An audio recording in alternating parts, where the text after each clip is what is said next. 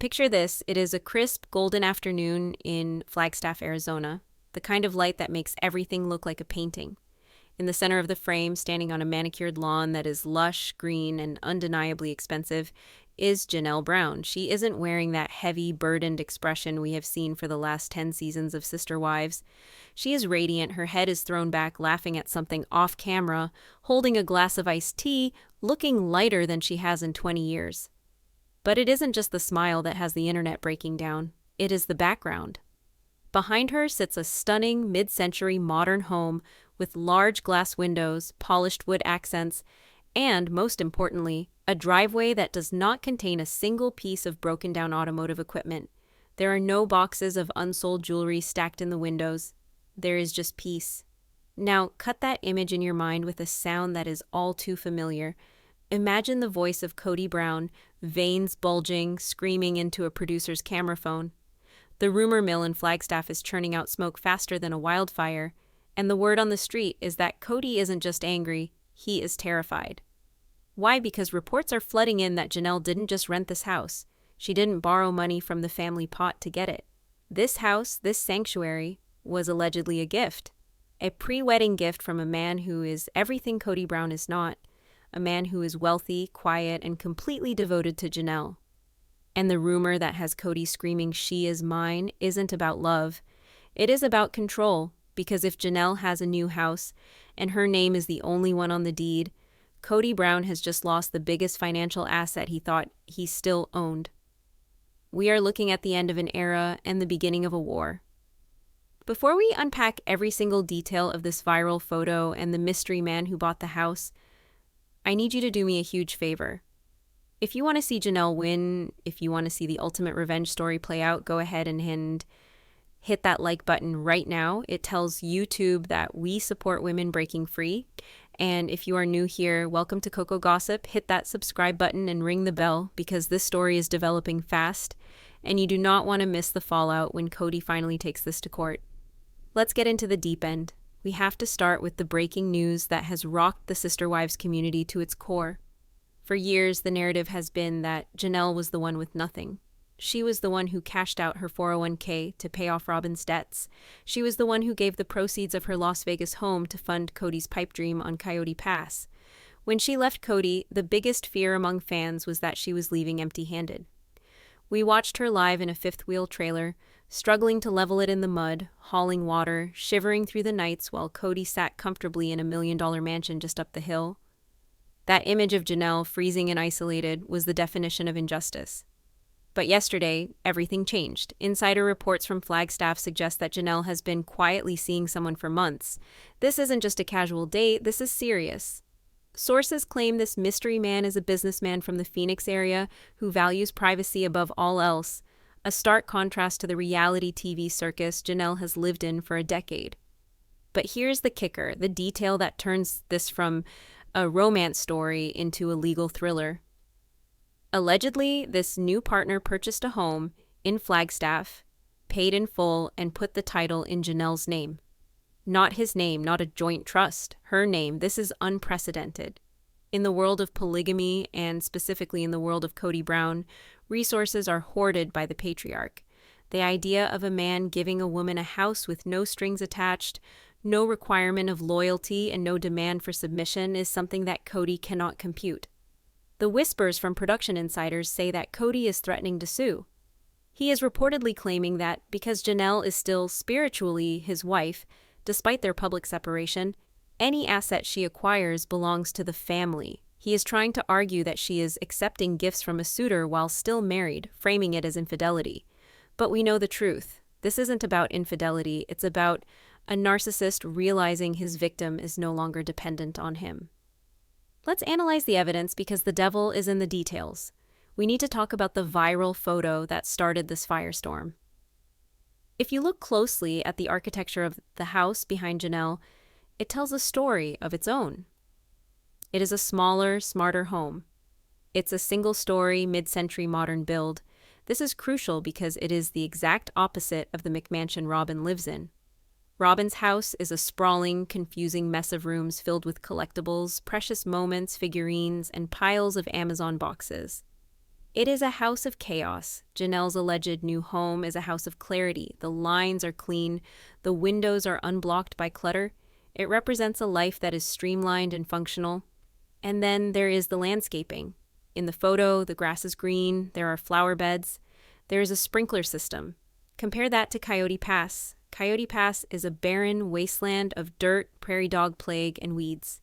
For 5 years, Cody promised Janelle he would build her a house on that dirt. He promised her a garden. He promised her greenhouses. He delivered nothing but property tax bills.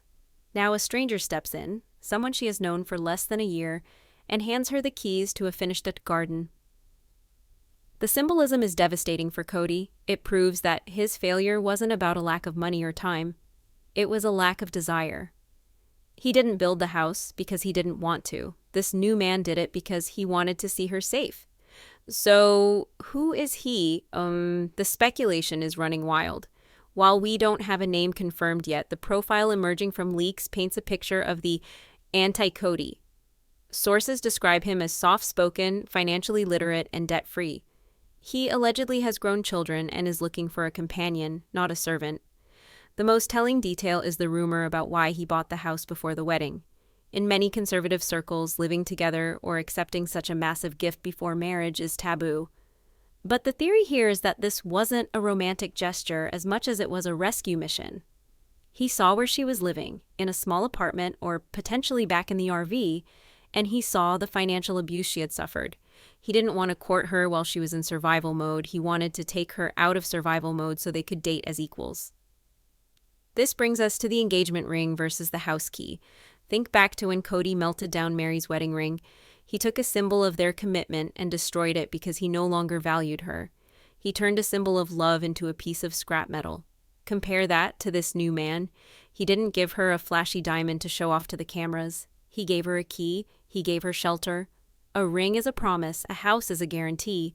One is about appearance. The other is about security. Janelle is a pragmatic woman. She is the logic of the family. A diamond ring is nice, but equity in real estate, that is Janelle's love language.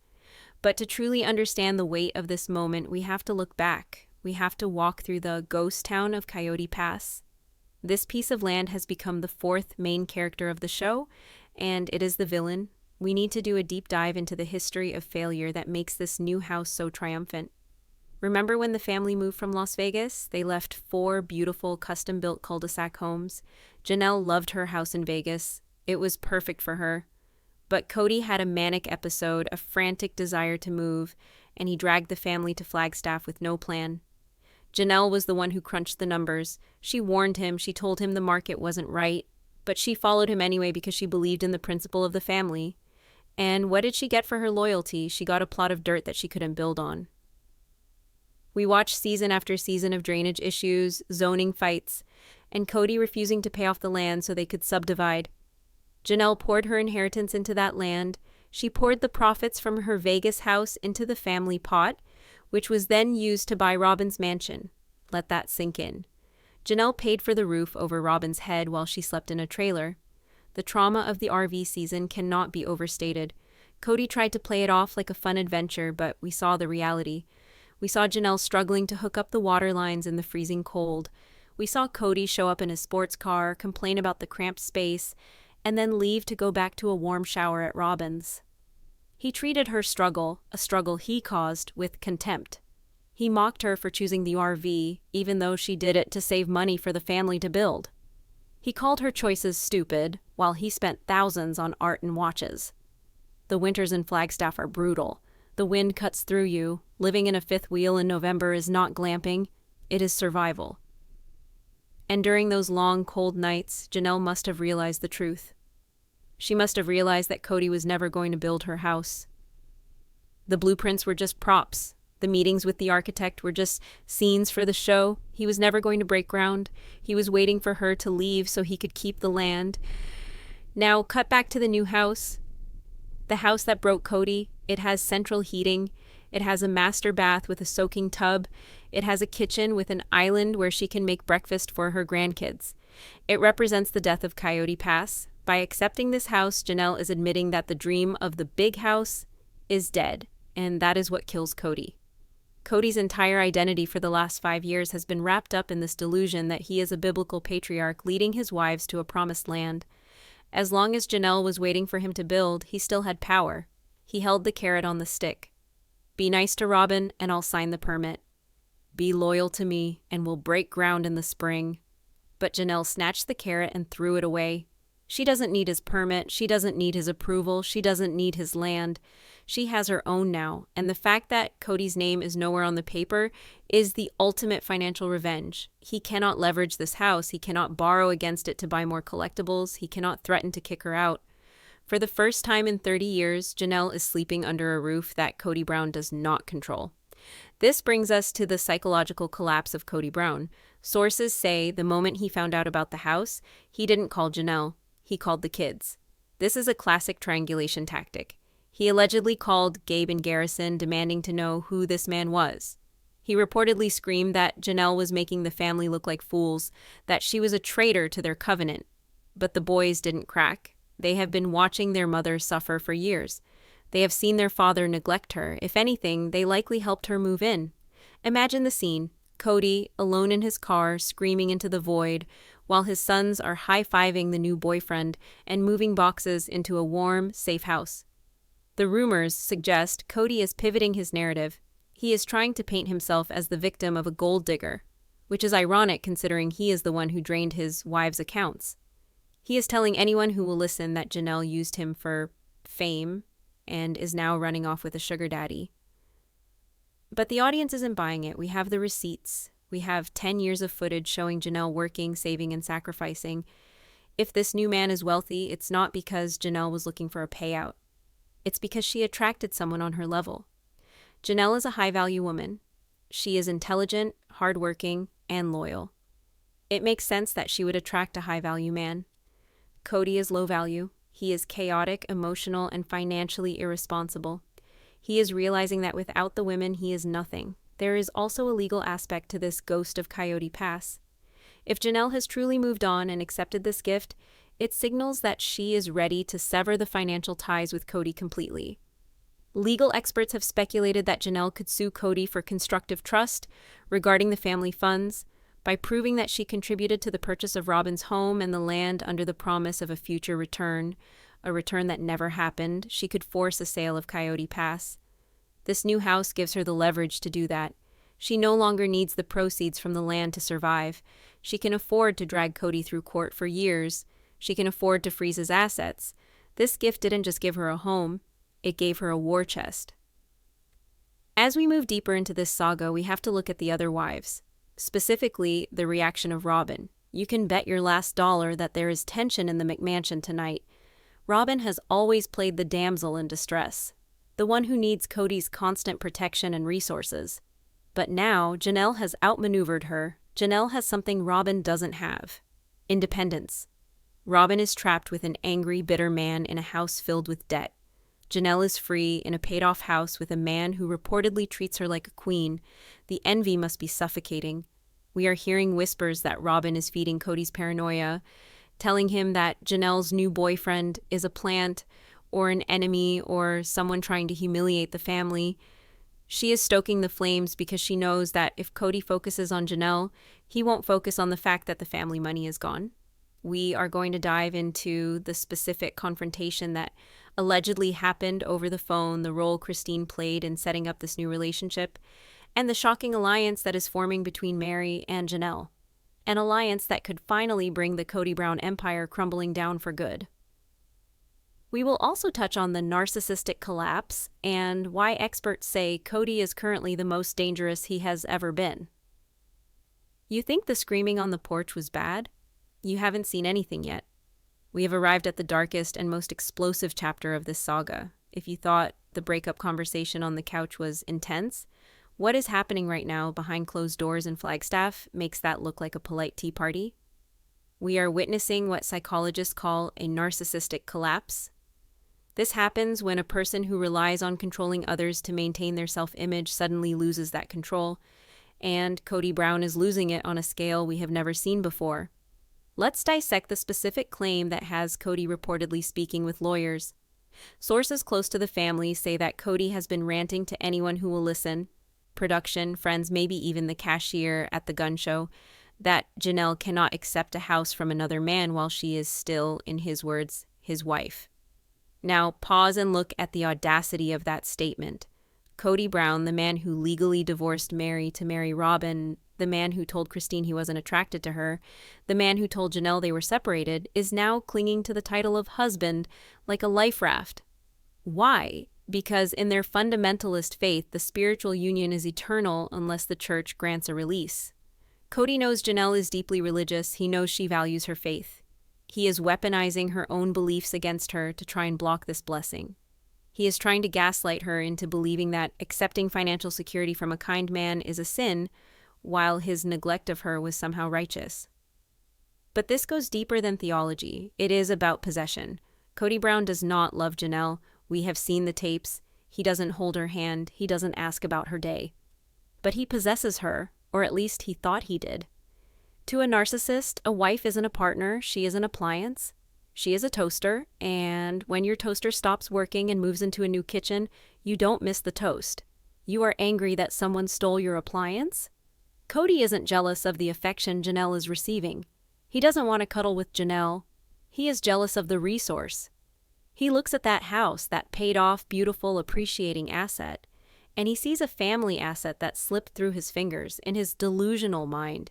If Janelle gets a house, that house should belong to the Kody Brown family, which really means it should belong to Kody and Robyn. He feels robbed. He feels entitled to a cut of her happiness. And we have to talk about the Robyn factor. You cannot tell the story of Kody's meltdown without looking at the woman whispering in his ear. Speculation is rampant that Robyn is furious, but for a very different reason. Robyn is the legal wife. She is the one who is supposed to have the most security. But look at the reality. Robyn lives in a house that is reportedly mortgaged to the hilt, filled with debt and anchored to Kody's chaotic financial decisions. Janelle, the spiritual wife who was supposedly left with nothing, is now potentially sitting on a deed free and clear. That has to burn. Is it possible that Robyn is feeding Kody's rage? Is she telling him that Janelle is cheating the family pot? Think about the dynamic. If Janelle is independent, she stops contributing. We know Janelle was the primary breadwinner for years. If that money is gone, and if Janelle is now building equity elsewhere, the financial pressure on Kody and Robyn skyrockets. Robyn's lifestyle depends on the other wives playing along. Janelle's new house is a signal that the bank of Janelle is permanently closed. So when Kody is screaming that Janelle is a traitor, hear the echo of Robyn's voice in those words. They aren't scared of losing Janelle's heart. They are scared of losing her checkbook.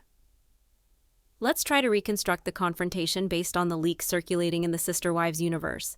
The rumor is that Kody found out about the house through social media, just like the rest of us. Imagine the scene. He is scrolling on his phone, perhaps looking for validation, and he sees the photo, the sunlight, the house, the smile. He doesn't see a woman finding peace. He sees a mutiny. Insiders suggest he called her immediately. He didn't text. He called, ready to bulldoze her with volume and word salad. He likely accused her of culpability. He probably threw around words like loyalty and patriarchy. He might have shouted, "You are making a mockery of everything we built!" But here is the beautiful twist that fans are celebrating. Janelle allegedly didn't yell back. The old Janelle might have tried to explain. She might have tried to use logic, but the new Janelle with the keys to her own castle, she allegedly just listened, said, "I have to go now," and hung up. That click, that silence on the other end of the line, that is the sound of Kody's power evaporating. There is nothing more terrifying to a bully than a victim who is no longer afraid. Kody is screaming at a wall, and the wall doesn't care. But Janelle isn't standing alone in this, and this is where the story shifts from a tragedy to a triumph. We have to talk about the alliance. For years, Kody kept these women separated. He triangulated them. He made them compete for his scraps. He told Christine that Meri was dangerous. He told Janelle that Christine was a princess. He kept them fighting so they wouldn't realize the real enemy was him. But the system has broken, and the women are finding each other. Christine's role in this is the least surprising but the most heartwarming. Christine was the icebreaker ship. She smashed through the frozen ocean of Kody's control first, leaving a wake for Janelle to follow. Christine is likely the proud sister in this narrative. There is zero doubt that Christine knew about the boyfriend and the house long before the public did. In fact, some theories suggest Christine introduced them. Christine has been living her best life with David Woolley, and she knows the value of a good man. She wouldn't let Janelle settle. You can imagine Christine coming over to the new house, bringing a housewarming plant, and dancing in the kitchen with Janelle. It validates Christine's choice, too. It proves that leaving wasn't a mistake. Leaving was the gateway to abundance. But the real plot twist, the one that has our jaws on the floor, involves Meri Brown. Meri has historically been the wild card. She was the loyal soldier. She stayed when everyone else left. She held on to the hope of reconciliation long after Cody told her to move to the barn. Cody counted on Meri's desperation. He thought he could always keep her in his back pocket as an ally against the others. However, recent reports and social media clues suggest a massive shift.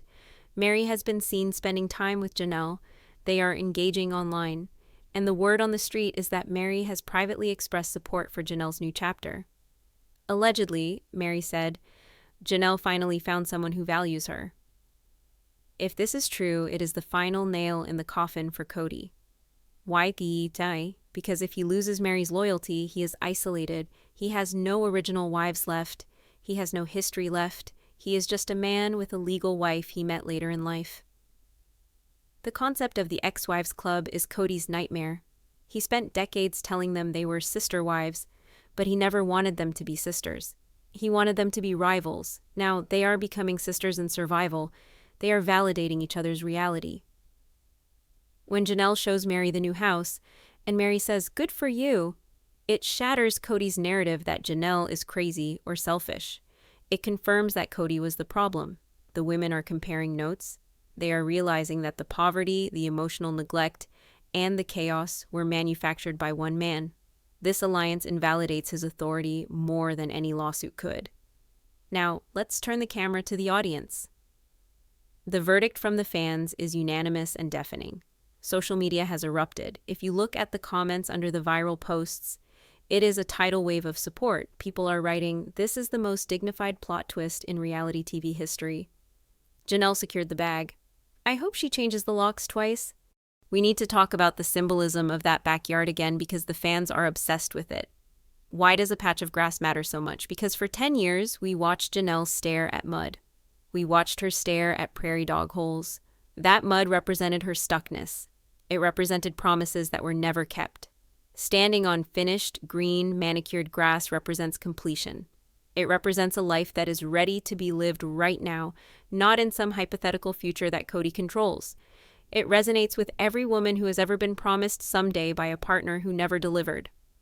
Janelle got her someday by leaving. This story is hitting a nerve because it is about life after 50. Society tells women, especially mothers, especially women in religious communities, that their value fades as they age. Cody certainly treated them that way. He traded them in for a younger model vibe with Robyn. He acted like they were burdens to be managed. Janelle is proving that life after 50 can be the peak. She is proving that you can find love, wealth, and peace in your second act. She is teaching women in toxic relationships that financial independence is the ultimate freedom. You don't need a man to build you a house. You need a plan to get your own. Or, better yet, you need to find a partner who brings a house to the table because he wants you to be safe. So, how do we wrap this up? What is the conclusion of the house that broke Cody? Janelle Brown didn't just get a piece of real estate. She reclaimed her dignity. She traded a man who demanded loyalty while giving nothing in return for a man, or perhaps just a situation that offered security without conditions. She traded chaos for calm. She traded a fifth wheel in the mud for a mid-century modern gem. The future of the Brown family is fractured beyond repair. Cody can threaten to sue. He can scream about spiritual marriage. He can try to twist the narrative on the next tell-all special. But the deed is done. Literally, the house is bought. The keys are in her hand. The visual of Janelle standing in that sunlit backyard is the final image of the series, whether TLC keeps filming or not. It is the ending the audience has been waiting for. But the question remains, will Cody actually pull the trigger on a lawsuit? Will he try to claim constructive trust over her new assets? Or will the fear of his own financial skeletons coming out in discovery keep him quiet? If he sues Janelle, she will have to open the books on Coyote Pass. She will have to open the books on Robyn's mansion. And that is a door Kody Brown probably wants to keep locked tight. He is checkmated. He can stay angry and poor, or he can stay quiet and keep what little he has left. We are going to be watching every move. We are going to be tracking the court records in Flagstaff. If a filing hits the docket, you will hear it here first. Now, I need to hear from you. This is the most controversial gift in Sister Wives history. Do you think Kody has any right to be angry, or is this just his bruised ego talking? Does Janelle deserve to keep every single penny of this house, or does the family deserve a cut? And what do you think about Meri's shocking support? Is she next to leave, or is she just enjoying the show? We are not done yet. We have peeled back the layers of the emotional betrayal, but now we need to talk about the numbers. Because in the Kody Brown universe, love is conditional, but money is the real god. To truly understand why Kody is spiraling over Janelle's new situation, we have to perform a financial autopsy on the Brown family estate.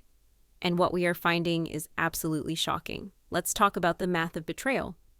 For years, fans have been trying to calculate exactly how much money Janelle lost. We know she cashed out her retirement. We know she sold her Vegas home. But insider reports are now suggesting that the disparity is even bigger than we thought.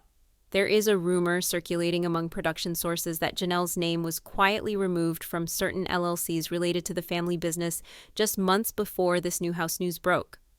If this is true, it suggests that Kody was trying to push her out financially, believing she would have nowhere to go. He thought he was cutting off her supply line.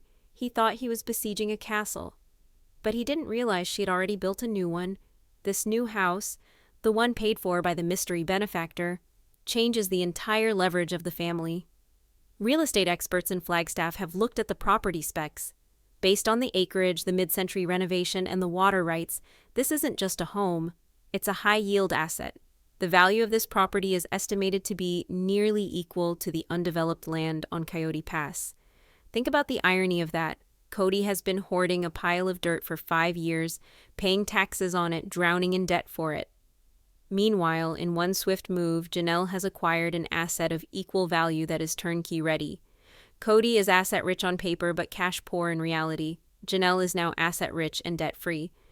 This brings us to the most dangerous part of the story for Kody, the TLC contract. We all know that the show is the lifeblood of Kody and Robyn's lifestyle. Without the cameras, the mansion goes into foreclosure, period. For a long time, Kody controlled the contract. He was the center of the wheel. But insiders are whispering that TLC is looking to renegotiate. They are seeing the numbers. The fans hate Kody. They tolerate Robyn. But they love Janelle and Christine. There is a very real possibility that TLC is preparing to offer Janelle a spin-off contract or a hostile contract where she is paid significantly more than Kody to film her new life. Imagine Kody's reaction to that. Imagine him sitting in negotiations and finding out that the wife he tried to discard is now the star of the franchise. This new house serves as the perfect set for a spin-off. It's bright, I'm happy, it's the life after polygamy show that everyone wants to watch. If Janelle films in this new house, she is monetizing her freedom. And Kody can't claim a dime of that money because they are not legally married. This is the financial nightmare that keeps him awake at night. He isn't just losing a wife, he is losing his grip on the narrative and the paycheck. Now we have to shift focus to the soldiers in this war, the children, specifically the boys, Gabriel and Garrison. We watched their hearts break on national television when Kody forgot birthdays and refused to visit during COVID. We saw the pain in their eyes, but now we are hearing reports of a massive shift in their demeanor. Social media sleuths have spotted the boys in the background of photos that appear to be taken at this new property. They look relaxed. They are smiling. The rumor is that the mystery man, let's call him the builder for now, has done something Kody never did. He showed up. Sources say he has been seen attending local events with the boys, not as a replacement father, but as a respectful mentor. He treats them like men. Kody treats them like disobedient subjects. If the boys embrace this new man, it is the ultimate rejection of Kody's patriarchy. Kody demands respect. This new man earns it. There is a story floating around the Flagstaff locals that Garrison was seen helping fix a fence at the new property, laughing and joking with Janelle's new partner. That image alone is enough to send Kody into a rage. It signifies that the tribe has moved on. The patriarch has no followers left. But we must anticipate the counterattack. We know how Kody and Robyn operate. When they are backed into a corner, they don't apologize. They victimize. We are already seeing the seeds of this. Watch for the headlines in the coming weeks. We predict a sudden health scare or a family emergency coming from Robyn's camp. It is a classic deflection tactic. Just as the heat turns up on Janelle's success, expect a report that Robyn is struggling or bedridden due to the stress caused by the family breakup. They will try to weaponize empathy. They will try to paint Janelle's happiness as the cause of Robyn's suffering. Kody will likely go on the record saying, "How can Janelle be flaunting this new wealth while the rest of the family is suffering?" He will try to guilt-trip the audience. He will talk about the sacrifices he made. But the audience has smartened up. We have the receipts, we saw the nanny, we saw the Rolexes, we saw the art collection. The poor Kody narrative is dead on arrival. Let's go deeper into the pre-wedding gift theory, because this is the piece of the puzzle that is confusing some people. Why would a man buy a house for a woman he isn't married to yet?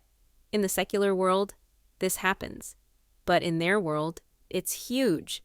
We have consulted with experts on high-control religious groups, and they offer a fascinating theory. They believe this act was a redemption purchase. This new man likely knows Janelle's history.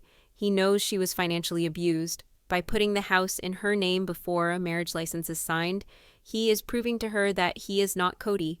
He is signaling, "I don't want to own you, I want to empower you." It is a healing act. It rewires her brain to understand that she is allowed to have things that are hers. It is the antithesis of the sacred loneliness she was taught to endure. And what about the legal threats? Let's play devil's advocate. Does Kody have a case? We spoke to a legal analyst who specializes in family law. Not associated with the Browns, just an expert opinion. Their take is brutal for Kody. Because there is no legal marriage, Kody has almost no standing to claim assets acquired by Janelle after their separation. However, there is a loophole called unjust enrichment. Kody could try to argue that Janelle used family funds to maintain herself while saving for this new life, thereby diverting resources. It's a weak argument, a desperate Hail Mary, but Kody loves a courtroom. He loves the drama of it. The expert predicts that Kody might send a cease and desist letter to try and stop TLC from filming the house, claiming it violates the privacy of the family unit. But since he doesn't own the house and his name isn't on the deed, that letter is worth less than the paper it's written on. The real danger here is not the lawsuit itself, but the harassment.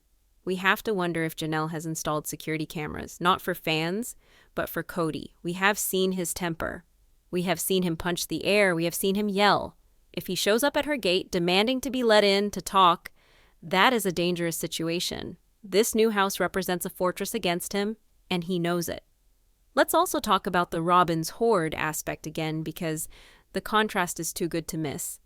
There was a recent clip where we saw the inside of Robyn's garage. It was stacked floor to ceiling. It looks like a warehouse for QVC. That hoarding is a symptom of anxiety and a scarcity mindset. Robyn hoards things because she feels empty. Janelle's new house, based on the photos, is minimalist. It is open, it breathes. This visual storytelling is powerful. Janelle has let go of the baggage, both physical and emotional. Robyn is drowning in it. Kody is trapped in that hoard. He is living in a museum of his own bad decisions, surrounded by boxes of stuff he doesn't need, with a wife who is constantly anxious. Meanwhile, Janelle is drinking tea in a sunroom with a view of the mountains, debt-free. Who is the real winner here? For years, Kody told us he was the winner. He was the king, he had wives, he had the show, but the king is naked, the castle has crumbled, and the queen he exiled has just built a better kingdom next door. As we wrap up this extended deep dive, I want to leave you with a thought about the future of the show. Sister Wives started as a show about a man with 4 wives. It is ending as a show about 3 women who survived a man. This new house is the headquarters of the resistance. It is the set for the new era. I want to know your predictions for the next season. Do you think TLC will film the wedding of Janelle and this mystery man? Do you think Kody will refuse to film if Janelle is featured in this new house? And most importantly, do you think Robyn will eventually leave Kody when the money runs dry?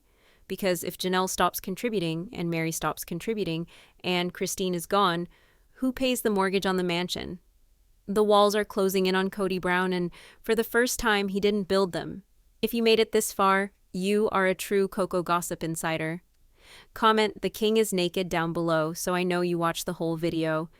Don't forget to share this with your sister wives watch group. You know they need to hear this. Hit like, hit subscribe, and stay tuned. The tea is only getting hotter. We have arrived at the final chapter of this report, and this is where we have to look at the horizon. Because while the house is the headline today, the wedding is the headline of tomorrow, and if Kody Brown thought a photo of a backyard was painful, he is absolutely not ready for what is coming next. The buzz in the industry is that TLC is already salivating over the potential of a Janelle's wedding special. Think about the ratings. We watched Christine get married to David, and it was a celebration of love, freedom, and cake that didn't look like a sci-fi experiment. But a Janelle wedding? That would be the Super Bowl of sister wives. Janelle is the fan favorite because she is the relatable one. She is the one who worked. She is the one who tried the hardest to make the math work. Seeing her walk down the aisle toward a man who bought her a house, a man who respects her autonomy, a man who actually likes dogs, that would be the ultimate series finale. And the question on everyone's mind is, will Kody be invited? The answer, according to our sources and common sense, is a resounding no. We have seen Kody be excluded from family events before, but usually he claims he was too busy or it wasn't safe. But being banned from his spiritual wife's legal wedding to another man, that is a rejection so total, so absolute, that it shreds his narrative of being the head of the household. He won't just be the ex-husband, he will be the uninvited guest in his own town. He will be sitting in Robyn's mansion listening to the echo of his own bitterness while the rest of Flagstaff celebrates the woman he called lazy. There is also a fascinating theory emerging about the future of Flagstaff itself. Some insiders believe that this new house Janelle is in might actually be a stepping stone, a transition object now that she has equity, now that she has an asset she controls. She isn't tethered to Arizona anymore. She stayed in Flagstaff for the kids and for the land, but the kids are grown or leaving and the land is a bust. This new house gives her the power to sell at a profit and move anywhere she wants. Maybe back to Utah near Christine, maybe to North Carolina with Maddie. If Janelle sells and leaves, Kody is left as the only Brown in Flagstaff. He dragged them all there to build his kingdom, and he ends up as the lonely king of a ghost town. The irony is Shakespearean. Let's zoom out and look at the legacy of this show.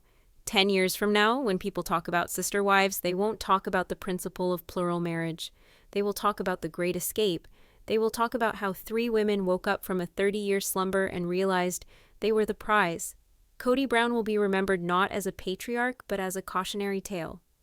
He will be the example shown in psychology classes when discussing narcissism and financial abuse. But Janelle will be remembered as the phoenix. She rose from the ashes of Coyote Pass. She rose from the mud of the RV. And she didn't just survive, she leveled up.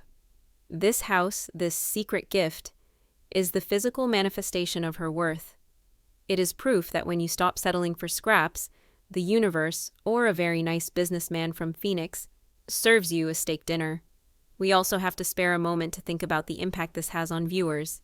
I see your comments. I see the stories you share about leaving your own Kodys, about buying your own first homes at 40, 50, or 60. This story matters because it proves it is never too late to restart. You are never too old to find love, and you are certainly never too old to get your name on a deed. Janelle is rewriting the script for women who have been told their best years are behind them. Her best years are starting right now, in that sunlit backyard. As for the legal threats, the insider rumors, and the screaming matches, let them come. They are just noise. The silence of Janelle's piece is louder than Kody's loudest tantrum. He can sue, he can rant, he can buy more rings for Robyn, but he cannot buy back the respect he lost. He cannot buy back the family he destroyed. So, here is the final verdict from COCO Gossip. The house is real, the love is real, and the end of Kody's reign is here. The house that broke Kody didn't break him because of the bricks and mortar. It broke him because it proved he was unnecessary.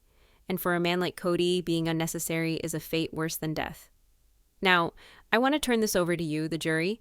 I want you to flood the comments section. Tell me, if TLC airs the wedding, will you watch? And do you think Robyn will stick around when the show is finally canceled?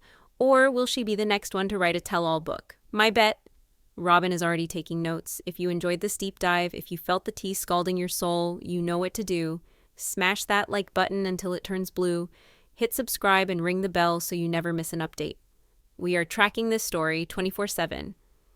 If Cody files a motion, if Janelle posts a ring, if Meri moves in next door, you will hear it here first.